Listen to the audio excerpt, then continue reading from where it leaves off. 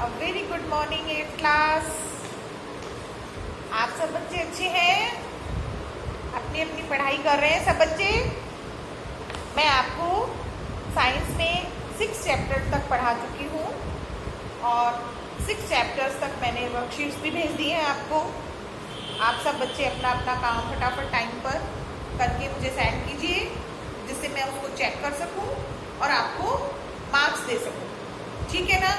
इन्हीं के अकॉर्डिंग आपका असेसमेंट होगा, जो भी आप चैप्टर्स भेजेंगे। समझ में आया? आज हम पढ़ेंगे chapter 7, conservation of plants and animals. मतलब हम प्लांट्स और एनिमल्स को कैसे कंजर्व रख सकते हैं, कैसे सुरक्षित रख सकते हैं। तो प्लांट्स और एनिमल्स के धीरे धीरे घटते जा रहे हैं, कम होते जा रहे हैं एनिमल्स। उनके क्या क्या कॉजेज हैं? तो सबसे पहला हमारा टॉपिक है deforestation and its causes. Deforestation का मतलब होता है कटिंग ऑफ ट्रीज, जंगलों को खत्म करना। डिफॉरेस्टेशन का मतलब होता है, ठीक है। तो deforestation means clearing of forest. With the clearing of forest we also lost a number of plants and animals as their habitat get lost. There are many क्यों एनिमल्स और प्लांट्स, जब हम कटिंग कर देते हैं प्लांट्स की तो उनके रहने के लिए जगह खत्म हो जाती है, उनके हैबिटेट खत्म हो जाता है, तो एनिमल्स भी खत्म हो जाते हैं। There are many causes of deforestation and most of these are man made. बहुत सारे कारण हैं डिफॉरेस्टेशन होने के, उसमें सबसे बड़ा कारण मैन मेड। लोग जो है अपनी जरूरतों के लिए जंगलों को काटते जा रहे हैं। अब देखिए उनकी क्या क्या जरूरत है जिनके लिए जंगलों को काटते हैं। कॉजेज ऑफ डिफॉरेस्टेशन है to get wood for fuel, जलाने के लिए लकड़ी लेते हैं इसलिए पेड़ों को काटते हैं। To create more land for cultivation of crops, उनको अपने क्रॉप्स को उगाने के लिए ज़्यादा बड़ी लैंड चाहिए इसलिए जंगलों को काटते जा रहे हैं। To create roads, build dams, houses and factories. To get wood to make paper, paper बनाने के लिए लकड़ी चाहिए। और कुछ नेचुरल कॉजेज भी होते हैं, जैसे अकाल पड़ जाता है, ड्रॉट्स, तो भी जंगल खत्म हो जाते हैं, या फ्लड्स आ जाती हैं तो भी जंगल खत्म हो जाते हैं। और फर्नीचर और हाउस बनाने के लिए लकड़ी ले रहे हैं तो भी जंगल खत्म होते हैं। और फॉरेस्ट फायर, ये अपने आप नेचुरल कॉज है फॉरेस्ट फायर, जिसकी वजह से जंगल जल जाते हैं, खत्म हो जाते हैं। अब इनके डिफॉरेस्टेशन के कॉन्सिक्वेंसेस क्या हैं, क्या क्या नुकसान हो रहे हैं, हमको देखिए। With the cutting of forest, the soil is not able to hold water, and so the amount of run of water increases. This leads to flood in the low-lying areas. मतलब क्या होता है, जब पेड़ उगे होते हैं ना तो वो मिट्टी को होल्ड किए रहते हैं अच्छी तरह से। होल्डिंग कैपेसिटी जो होती है वो पेड़ों में ज़्यादा होती है। वाटर होल्डिंग कैपेसिटी भी होती है, क्योंकि मिट्टी अगर जकड़ी रहेगी, अपनी जगह पे बंधी हुई रहेगी, तो वहाँ वाटर भी ज़्यादा होल्ड होगा। लेकिन हमने पेड़ों को ही काट दिया है तो वहाँ की मिट्टी तुरंत बह जाएगी और फ्लड्स आ जाएंगे। पेड़ बाढ़ को रोकते हैं। समझ में आया? Deforestation also leads to soil erosion. Soil erosion का मतलब ये होता है कि removal of top layer, removal of top soil, soil erosion कहलाता है। तो सॉइल इरोजन क्यों होता है? क्योंकि पेड़ ही कट गए तो मिट्टी अपने आप बहती हुई निकल जाएगी। पेड़ तो बाइंड किए रखते हैं मिट्टी को। As the top layer of soil gets eroded, soil fertility decreases. अब टॉप लेयर जो होती है, टॉप लेयर जो होती है सॉइल की, वो सबसे ज़्यादा उसमें ह्यूमस होता है, उसकी वो सबसे ज़्यादा फर्टाइल होती है। अगर टॉप लेयर ही बह जाएगी तो क्या होगा? फर्टिलिटी कम हो जाएगी ज़मीन की। The soil that remains has less humus and minerals. With time the deforested area get converted into an area without vegetation and looks like a desert. This is called desertification. Deforestation leads to destruction of many habitat, and this leads to loss of many plants and animals. Forests add water vapor to air by transpiration and play an important part in water cycle. With deforestation, the normal rainfall decreases and causes droughts. बारिश क्यों कम होती जा रही है? क्योंकि जो plants होते हैं वो वेपोराइजेशन करते हैं। वेपोराइजेशन के द्वारा क्या होता है? पानी पेड़ों से भाप बनकर उड़ता है, जिसकी वजह से बारिश होती है। अब जब पेड़ ही कट जाएंगे तो वेपोराइज नहीं होगा, तो एक ये जो वाटर साइकिल है वो धीरे धीरे कम होता जा रहा है। Deforestation leads to decrease in the water holding capacity of the soil, hence the amount of water that infiltrate from soil to ground gets reduced. This reduces the water table of the area. अब क्या है कि जब soil हट रही है ऊपर से, पानी बह रहा है, तो पानी को सोखने के लिए जमीन के अंदर वाटर होल्डिंग कैपेसिटी कम हो गई, तो ग्राउंड वाटर लेवल भी धीरे धीरे कम होता जा रहा है। ठीक है, ये कॉन्सिक्वेंसेस बता रही हूँ मैं आपको सारे डिफॉरेस्टेशन के। Deforestation can lead to soil erosion, deforestation lead to increase level of carbon dioxide in the atmosphere. अब क्या होगा कि अपन को पता है कि जो पेड़ों से हमें क्या मिलती है, अपनी जीवनदायिनी गैस कौन सी होती है, ऑक्सीजन। ऑक्सीजन देते हैं पेड़ हमें, उसके बदले में हमको कार्बन डाइऑक्साइड देते हैं। अब पेड़ खत्म होते जा रहे हैं तो ऑक्सीजन भी कम होती जा रही है और कार्बन डाइऑक्साइड का लेवल बढ़ता जा रहा है। ठीक है, as forest absorb lot of sound and harmful gases, deforestation leads to increase in the sound and air pollution. There are a number of tribes that live in the forest area. With deforestation, the survival of tribes get threatened. Tribes का मतलब पुराने आदिवासी लोग बहुत जंगलों में रहते हैं, जंगल धीरे धीरे कटते जा रहे हैं तो उनको मुश्किल होती जा रही है। We get a large number of useful products like herbs, medicines, rubber, shellac, honey, and many other things from forest. Cutting of forest will lead to shortage of the forest products. ये सारी चीजें अगर जंगल कटते जाएंगे तो ये सारी चीजें भी कम होती जाएंगी, हमें मिलेंगी नहीं। ठीक है, अब हम फॉरेस्ट को और वाइल्ड लाइफ को कैसे कंजर्व करें, तो हमने गवर्नमेंट ने कुछ ऐसे प्रोटेक्टेड एरियाज बना दिए हैं जिसमें कि हम वाइल्ड लाइफ को या प्लांट्स को या अपने एनिमल्स को कंजर्व रख सकते हैं, सुरक्षित रख सकते हैं। ये प्रोटेक्टेड एरियाज में देखिए, एक तो बायोस्फीयर रिजर्व है, एक वाइल्ड लाइफ सेंचुरी है, एक नेशनल पार्क है। सबसे पहले हम पढ़ेंगे यहाँ पे biosphere reserves. These are large protected areas meant for conservation of wild plants, animals and microorganisms. In a biosphere reserve, people are an integral part of the system. Tribal communities coexist with natural environment. तो biosphere reserve में plants, animals और microorganisms और tribal जो आदिवासी लोग हैं उनको भी किस तरह से सर्वाइव किया जाए, उनके लिए भी ध्यान रखा जाता है बायोस्फीयर रिजर्व में। Biosphere reserves help to maintain the biodiversity as well as culture of that area. It is 3 important zone as in figure 7.2. इसमें मेन जो है वो 3 जोन है इसके। देखिए कौन कौन से हैं। एक तो है ट्रांजिशन जोन, जो सम ह्यूमन एक्टिविटीज जिसमें परमिटेड होती है। ट्रांजिशन जोन में ह्यूमन एक्टिविटीज परमिटेड होती हैं। ठीक है, एंड दूसरा है बफर जोन, इसमें research and educational human activities permitted होती हैं। और तीसरा है core zone, no human activities permitted, जिसमें कोई ह्यूमन एक्टिविटी परमिटेड नहीं होती है। इस तरह से बायोस्फीयर रिजर्व में 3 जोन बनाए गए हैं। ए बायोस्फीयर रिजर्व में also include other protected areas like national parks, wild life sanctuaries. For example, Pachmarhi biosphere reserve includes 1 national park and 2 wildlife sanctuaries, Satpura National Park and Bori Wildlife Sanctuary and Pachmari Wildlife Sanctuary. Main functions of biosphere reserves are conservation of plants and animals along with landscape and ecosystems. ये इनके main biosphere reserve के क्या हैं, ये main functions हैं कि plants और animals को कंजर्व रखा जाए। Development and economic development of traditional resources, scientific research and education is to create awareness about environment and provide support for research and education. They help to develop data base of important species of plants and animals found in the area. अब flora और fauna देखिए क्या चीज़ है। Flora means plants and fauna means animals. The flora and fauna of an area means the plants and animals present in that area. Flora and fauna of different areas differ because of the environmental conditions. हर एक flora और फोना मतलब plants और animals हर एक area के अलग अलग होते हैं, क्योंकि वो दूसरे स्पीसीज के प्लांट्स में या एनिमल्स में इंटरब्रीडिंग नहीं कर सकते हैं। The members of a species has common characteristics which are distinct and by which they can be identified.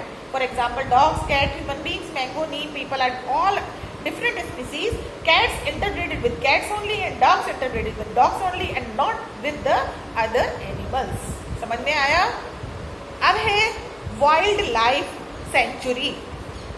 Wild life means the animals that exist in the natural environment, and sanctuary means a safe or a protected area or place. So a wildlife sanctuary is a protected area where the wild animals are protected and live in their natural environment. Wildlife sanctuary में सिर्फ wild animals को ही protect किया जाता है। Wildlife sanctuary is a protected area where very limited human activities allowed. Capturing, hunting and killing of animals is completely prohibited, बंद होता है। Trees can not be cut down for any purpose, वहाँ पे trees को आप किसी भी काम से नहीं काट सकते हो।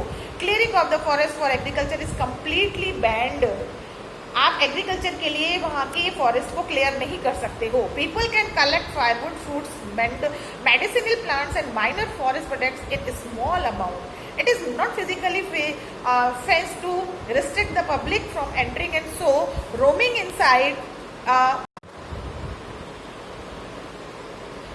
inside a wildlife sanctuary for research, educational, inspirational and recreational purpose is allowed. Some threatened wild animals which have been protected in the wildlife sanctuary in India are black duck, white-eyed buck, elephant, golden cat, pink-headed duck, घड़ियाल, marsh crocodile, python, rhinoceros and barasingha etcetera ये India में wildlife sanctuary में conserve किए जाते हैं। इस तरह से जू क्या होते हैं? जू जो होता है, zoo is a place where wild animals are kept in a protected environment under human care. आप जू तो आपने देखा होगा ना, उसमें लोग उनकी केयर करते हैं, उनको बांध के रखा जाता है पिंजरों में। Wild animals are kept in huge enclosures where natural conditions are created for the animals and care is taken by human for their wellbeing. वहाँ पे जो वाइल्ड एनिमल्स होते हैं उनको बड़े बड़े उसमें पिंजरों में बंद करके उनके लिए वहाँ के हैबिटेट जो कि उनको जंगल में मिलना चाहिए वो वहाँ पैदा किया जाता है, क्रिएट किया जाता है, और ह्यूमन जो होते हैं, ह्यूमन बींग्स, उनकी पूरी केयर करते हैं। Zoos are open to public for viewing and animals for research work about their habitat and behaviour. तो जू और वाइल्ड लाइफ सेंचुरी में फर्क क्या हुआ? जू में तो क्या है कि जो एनिमल्स को पूरे बंद रखा जाता है, और वाइल्ड लाइफ सेंचुरी में खुले रहते हैं, वो बिल्कुल मजे से अपने हैबिटेट में घूमते रहते हैं, वहाँ ह्यूमन केयर में रहते हैं, और animals live in natural environment में रहते हैं वहाँ पे। और animals are kept in enclosure and people are visit to zoo to see them. लोग वहाँ पे घूमने के लिए, उनको देखने के लिए जा सकते हैं। ठीक है, अब है इतना ही पढ़ेंगे आप आज। नेशनल पार्क मैं आपको कल पढ़ाऊंगी, नेशनल पार्क और ये एंडेंजर्ड एनिमल, इतना ही पढ़ेंगे आज। आप जो मैंने पढ़ाया उसको ध्यान से पढ़िए, बहुत अच्छा चैप्टर है, बहुत मज़ा आएगा पढ़ने में। नई नई बातें, नई नई स्पीसीज़ कौन सी हैं, कौन सी स्पीसीज़ ख़त्म हो चुकी हैं, कौन सी स्पीसीज़ पर्टिकुलर इस एरिया में पाई जाती हैं, ये आपको सब देखना है इसमें। ठीक है, और जो चीज़ समझ में नहीं आती आप मेरे से पूछिए, और प्लीज़ आप खुद जब पढ़ के देखेंगे तभी आपको समझ में आएगा, अदरवाइज समझ में नहीं आएगा। आप वीडियो में देखती हूँ, कई बच्चे तो वीडियो खोल के ही नहीं देखते, मुझे मालूम चल जाता है कौन बच्चा वीडियो खोल के देख रहा है, कौन नहीं देख रहा है। सब फिर कैसे समझेंगे आप अगर वीडियो खोल के नहीं देखेंगे? तो वीडियो खोल के देखिए आप, और जो भी प्रॉब्लम आपको होती है आप मेरे से व्हाट्सएप पे पूछिए। ठीक है, थैंक यू।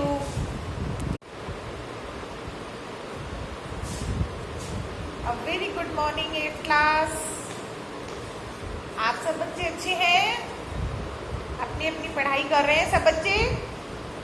मैं आपको साइंस में 6 चैप्टर तक पढ़ा चुकी हूँ, और 6 चैप्टर्स तक मैंने वर्कशीट्स भी भेज दी हैं आपको। आप सब बच्चे अपना अपना काम फटाफट टाइम पर करके मुझे सेंड कीजिए, जिससे मैं उसको चेक कर सकूं और आपको मार्क्स दे सकूं। ठीक है ना? इन्हीं के अकॉर्डिंग आपका असेसमेंट होगा, जो भी आप चैप्टर्स भेजेंगे। समझ में आया?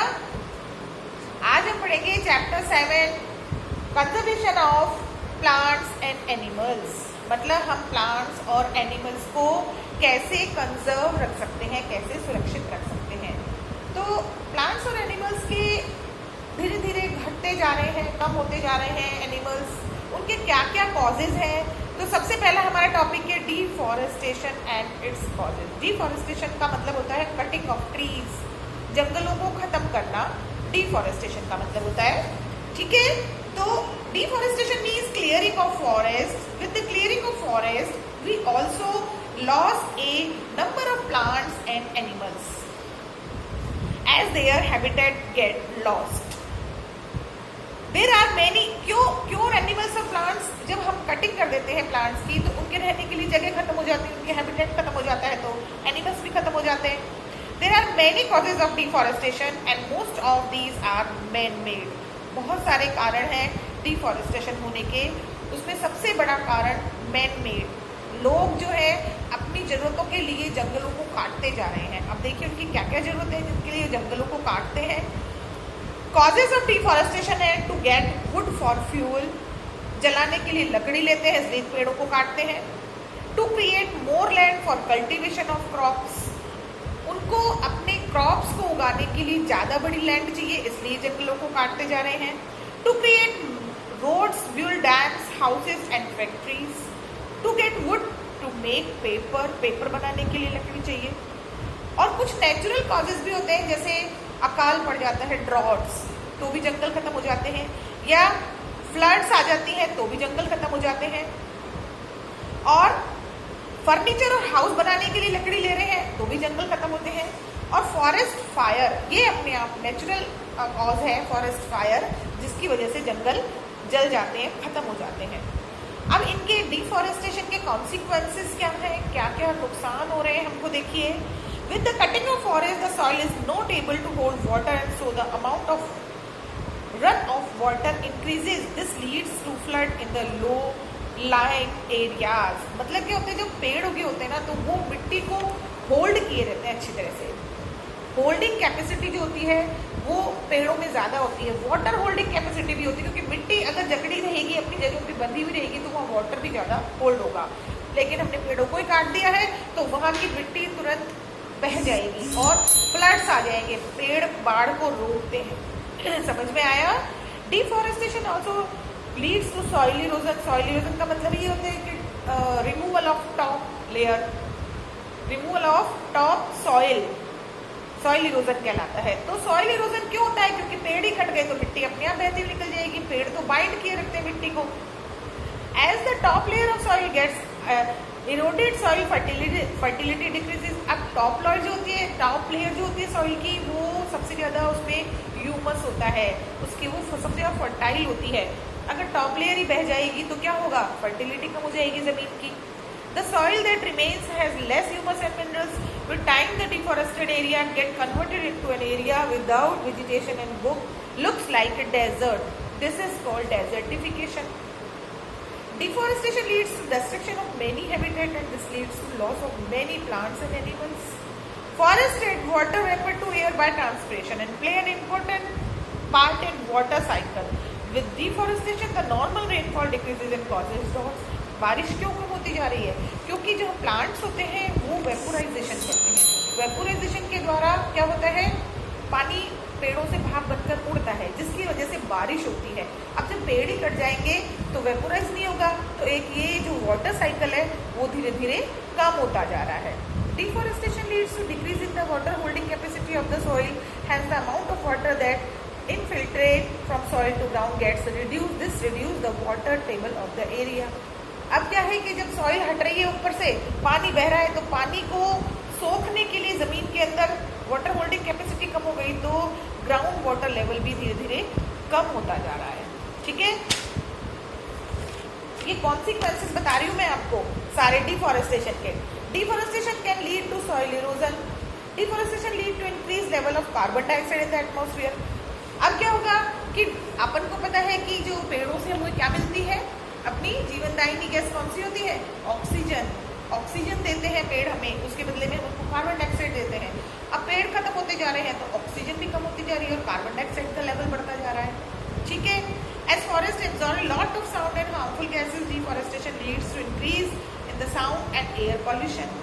There are a number of tribes that live in the forest area. With deforestation, the survival of tribes gets threatened. Tribes का मतलब पुराने आदिवासी लोग बहुत जंगलों में रहते हैं, जंगल धीरे धीरे कटते जा रहे हैं तो उनको मुश्किल होती जा रही है.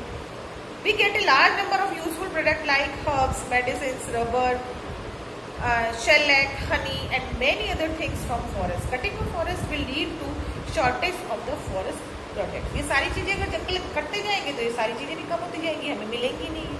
ठीक है, अब हम फॉरेस्ट को और वाइल्ड लाइफ को कैसे कंजर्व करें, तो हमने गवर्नमेंट ने कुछ ऐसे प्रोटेक्टेड एरियाज बना दिए हैं जिसमें कि हम वाइल्ड लाइफ को या प्लांट्स को या अपने एनिमल्स को कंजर्व रख सकते हैं, सुरक्षित रख सकते हैं.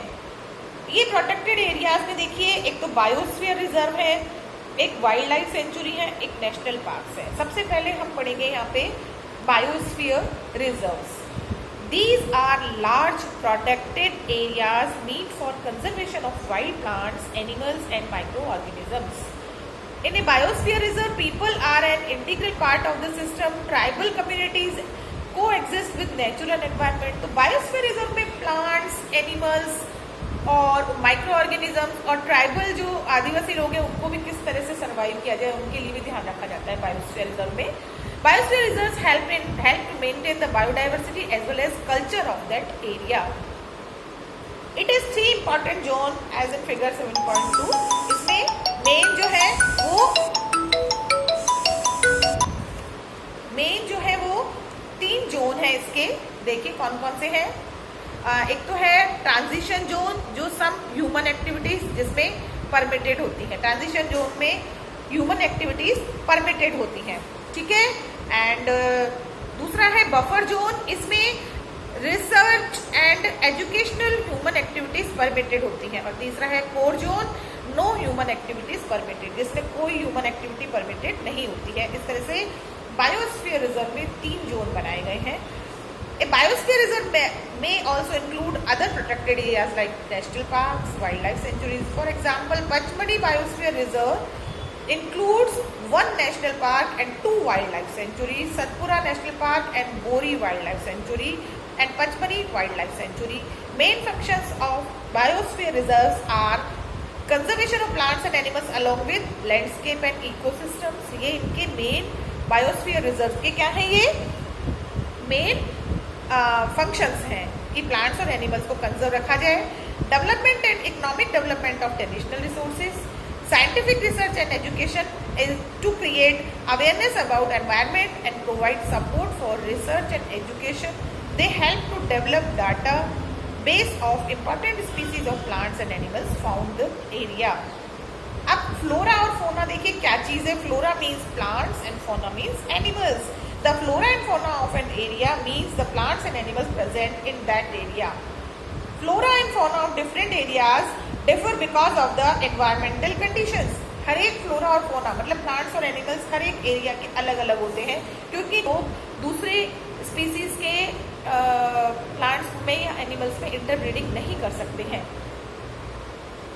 The members of a species has common characteristics which are distinct and by which they can be identified.